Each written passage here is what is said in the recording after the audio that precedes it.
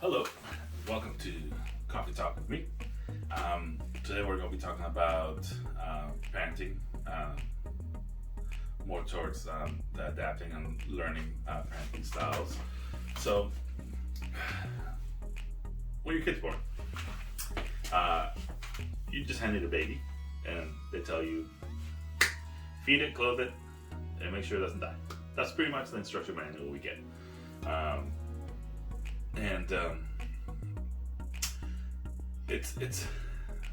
It's a demanding job. Doesn't stop.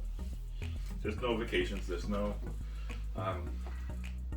rest, and it's the most rewarding job also. So with that out of the way, what I've ran into when talking to friends and coworkers and stuff like that is that there's something that I was this advice was given before my first kid was born, was that I'm ill-equipped to raise my kid with the tools that I was given, because you get passed down tools from your parents because that's what you witness, that's what you know, that's the parenting style you are accustomed to, and that necessarily doesn't mean that that's going to be effective for your kid. You can. Maybe you have great parents and you have awesome parenting skills, and maybe something you're born natural. There's natural born parents, fathers and mothers, which is great. But at the same time, your kid is a unique being, which has traits of you and your partner.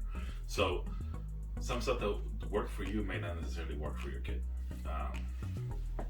So, like in the case example, is that I have two beautiful boys, and they're both completely different.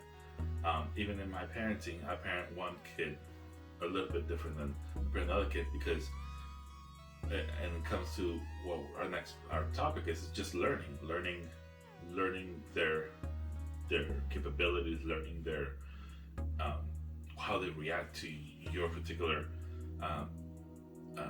parenting. So my oldest kid has a different way of processing than my youngest. So my parenting style just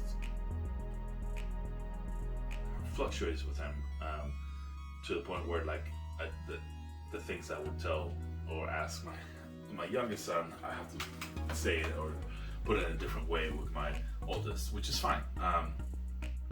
But it's something that I've learned. I didn't have that skill, so I learned it. I took the time to gather the information that I needed to implement his needs with the parenting style that me and their mother have.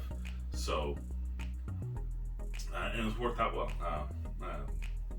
And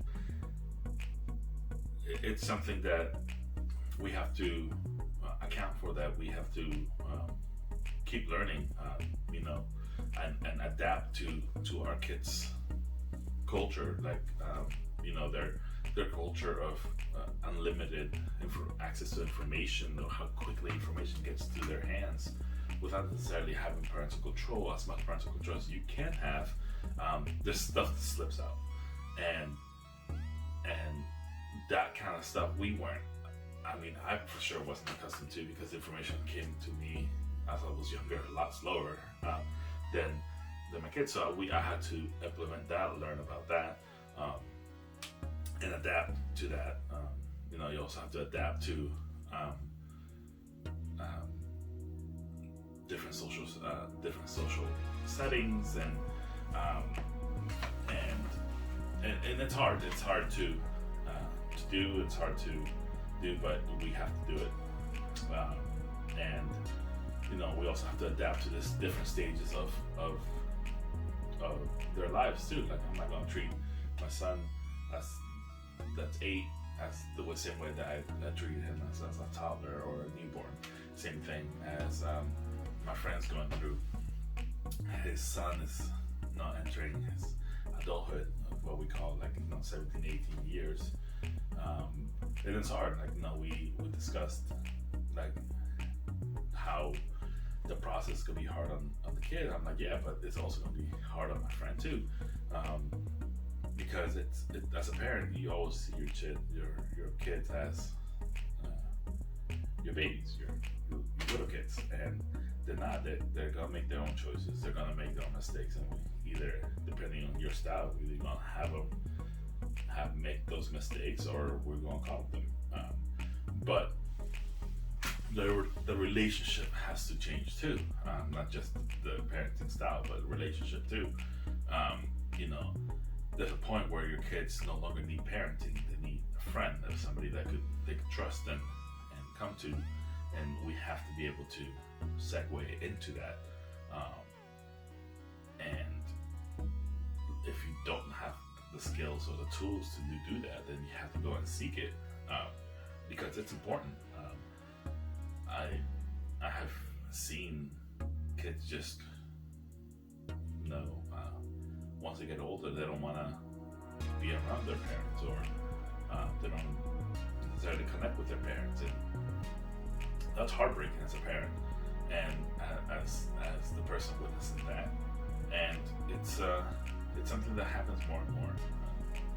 Maybe we are too busy providing for them that sometimes we forget that we have to provide them emotionally and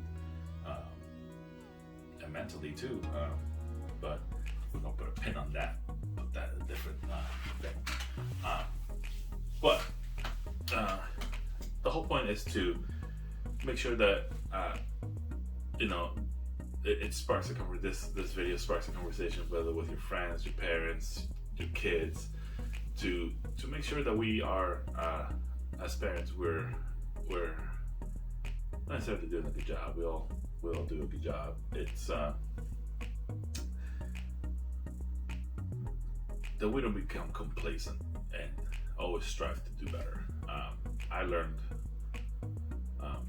different things every day about my kids, whether it's as minute as my kid used to be all about dinosaurs, and now he's into Minecraft. So I had to learn a little bit Minecraft and get into his world, just so we can keep connecting, keep going. And I bring him into my stuff too. Like, I tried to get him into playing basketball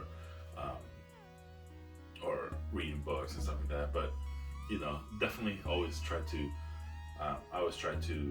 adapt my ways into knowing what he likes, what he's into, so I could get with him and bond with him and stuff like that in his world. So it's just that's pretty much it. Just sparked the conversation, and hopefully we can just keep doing the best for our kids, and we just keep learning. For today, so thank you for spending some time with me, and I'll see you next time.